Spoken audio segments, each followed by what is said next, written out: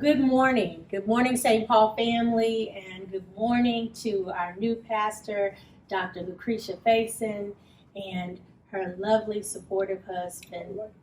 Yes. Lovely and supportive husband, Reverend Don Robinson. Good morning. Good morning. Good Good morning. morning, and thank you all, for being here. We are delighted to have you. Though we were not expecting any changes, and I guess in these uncertain times, change is ever present. Change is the name of the game. Absolutely, Yes, it and so you all were probably not expecting it any either. But is. No, but you were not. but we are here, and we know that God has the final say, Amen. and He knows in what direction we should be going. And so we are glad to have you and your family. Amen. And this is a time that we want to get to know you, because when church family truly blends, we want to be able to welcome you in with open arms. And so we're just going to sit here today and have a conversation. Yeah, I'd like that. So I'm getting to know you all as well. Yes, This is new for us. And I also. want to say that getting to have this moment with the two of you is great for me, because Dr. Facen, we had an encounter before That's right. you becoming the pastor of St. Paul, That's right. and we did some work in the community together. That's correct. So thank you. Not only have you accepted the call to St. Paul, to ministry here, but you accepted the call when it was laid on my heart to give you a call. So I know how responsive you are, and I'm grateful. Oh, I appreciate it. I was glad for the opportunity, and I'm glad for the opportunity to be here at St. Paul. We are glad to be here. Yes, well, and I want to say, as you said, it takes a family. It You does. we cannot do this alone, and that brings me back to what we are here, and that is truly a family. So to start, since you weren't expecting the change, and we know that you gave a dynamic word on last Sunday as Praise to God. start our week, absolutely. So how are y'all feeling? How are you feeling in the midst of the changes it was thrust upon us all? Yeah, thrust is the right word. Mhm. It's been a very busy time. It's been, as you said, it was an unexpected change, and it threw us back a little bit. We had to find our balance, but God is faithful, and we're very grateful. St. Paul has been very welcoming, and they've been over backwards to make our transition easy. We've all just tried to find our way together. Sure. So I'm grateful for that. It's I don't think we know how to be any other way. I think I can say that for the time that I've been here. And we came with Pastor Butler. We Mhm. came with Pastor Butler.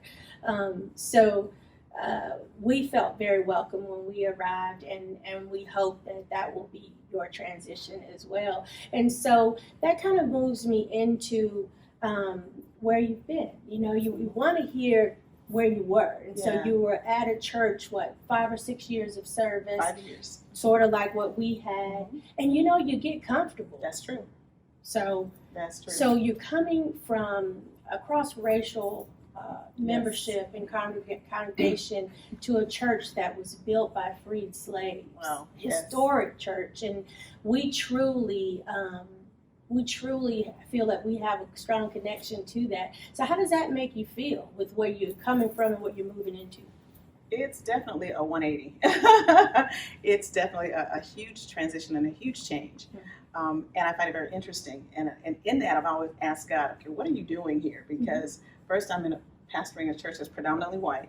And now I've come to a church, as you said, that was built by freed slaves. And it's also interesting that it's happening in this time and at this climate and culture. Yes. And so I believe that God is using all of that strategically in my life to speak to all of us. My husband will tell you that in my former church, I would speak quite openly about racial issues and racial concerns. Sometimes that did not go over well.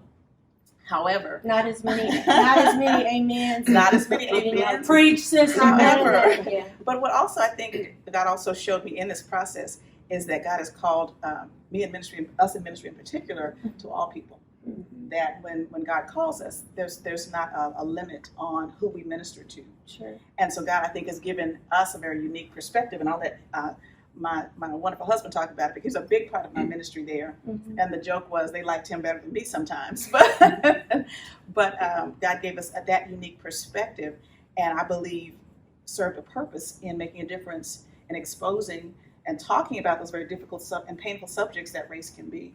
And so now we're here in this historic church coming back home in a sense, but also to continue to speak what God is calling us and do what God is calling us to do. Absolutely. I often told my wife that I felt that her ministry at New World was preparing her for the next step because of those things of the Spirit, the fruit of the Spirit, and having to learn more of that patience, kindness, loving kindness. And when you work with a group of people that are different, you're thrust into that because you become the face of Christ. Yes. And then when you become the face of Christ, people begin to see that there may be a certain hue that Christ had as a man, but there's not a hue as Christ has as far as love and loving kindness and patience. And so it was challenging at times because it was almost like speaking different languages. Yes. But when you are grounded and rooted in your faith, in your knowledge of God, you stand upon the word. And that's what we did all the time, was just stand on the word. And then that began to bring people in. Because it wasn't about who was right or who was wrong. It wasn't about Republican, Democrat, conservative, liberal. It was about this is what God had to say. So here we are in the church, and you bring up two words that speak in my language, Republican and Democrat. And this is actually something that that I thought of, and it's not one of the questions we presented to y'all, but it really won't throw you off too far. Your family somewhat mirrors mine in that your lovely wife, using the same descriptive word that I gave you, Reverend Robinson, but you are in leadership, okay? And so with a woman in leadership and your wife, how do you feel being the first man of St. Paul now?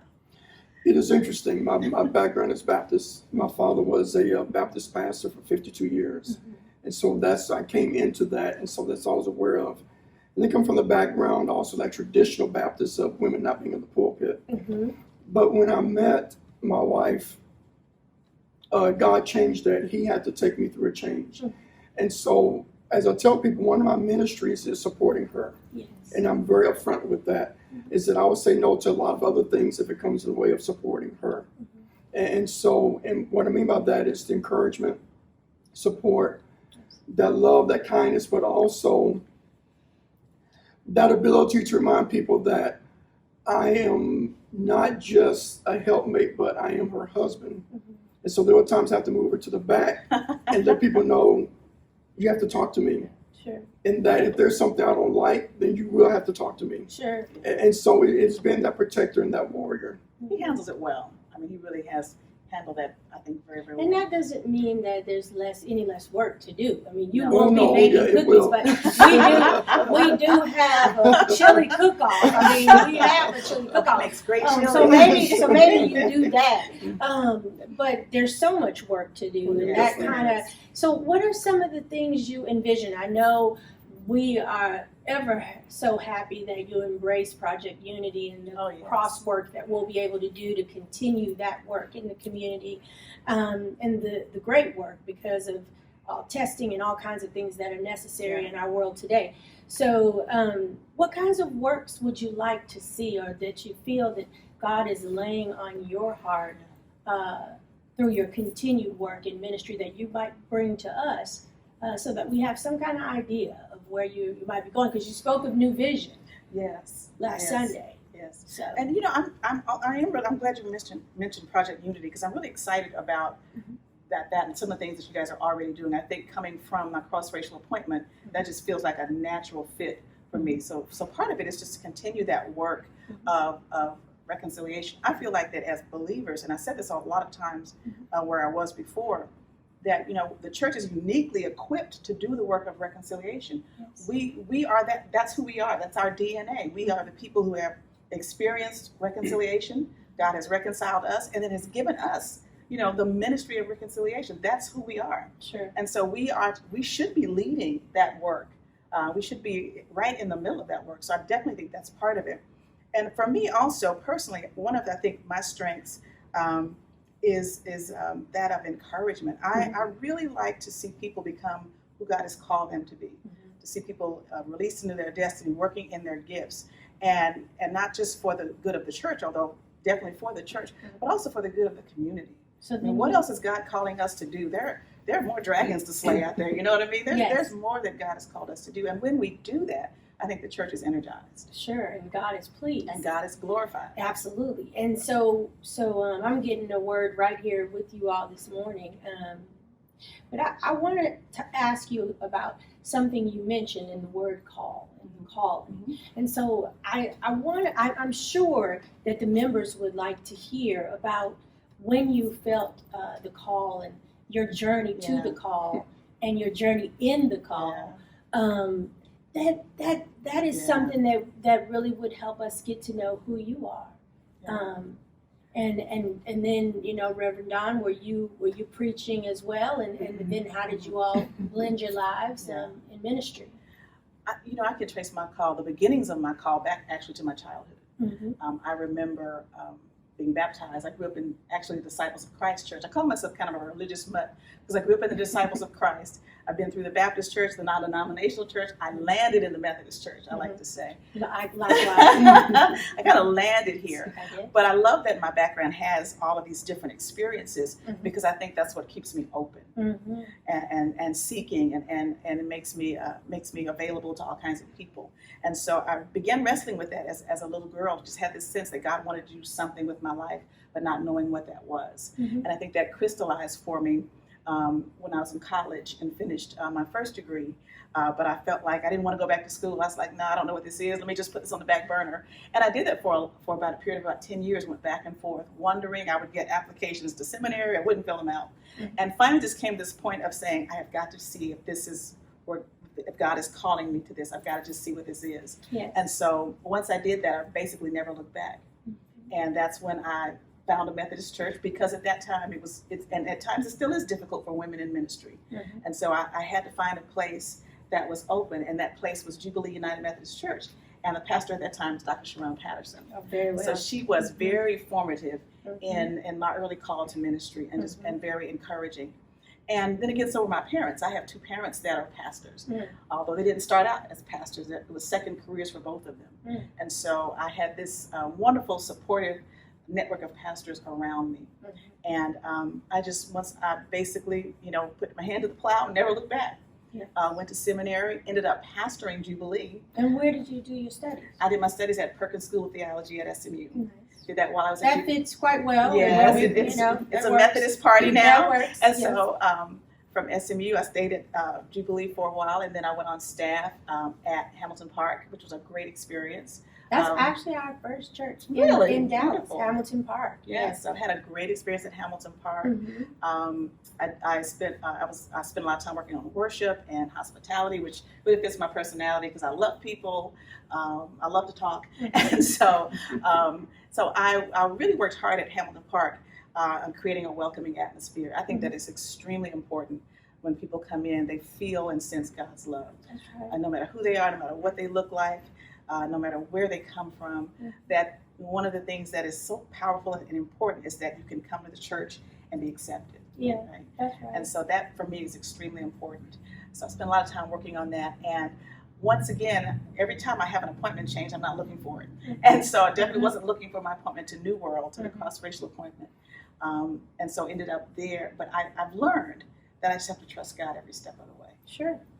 And so, one other question of your time at New World before we move back to here.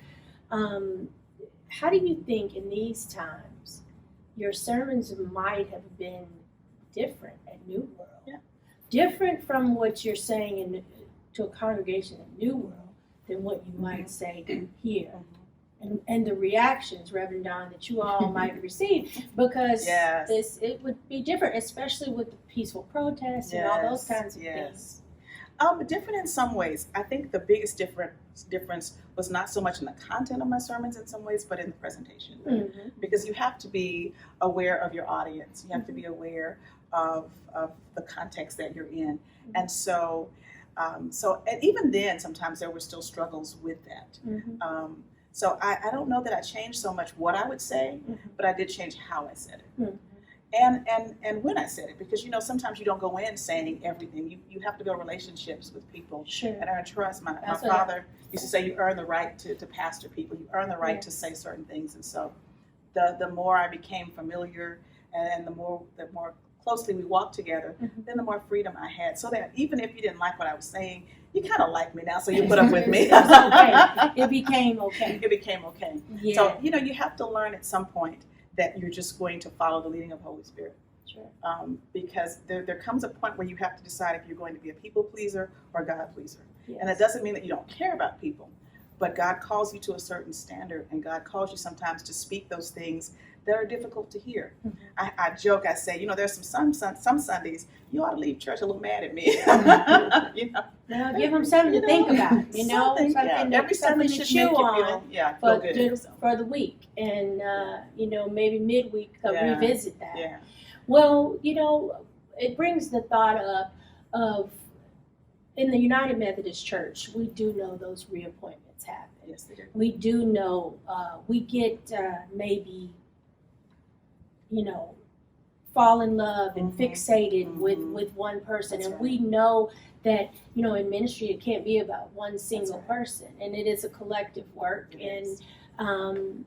In this time of reappointment, what do you think the next steps are? I mean, how do you feel about online worship and face to versus face to face? Will we ever get back there? How do we do it safely and retrofit, the church? This is really a challenging time. Mm-hmm. It's a challenging time in one sense, in the sense that we can't gather together, and there's so much that happens when the church gathers. There's so much that we experience that we kind of can't experience online. Mm-hmm. However, the other side of that is now we have this great opportunity to reach more people. Mm-hmm. Now we have this opportunity to really dig into what does it mean to be the church, Mm-hmm. right? It is more than the building that we gather in. Yes, our gathering matters, but it's so much more than that.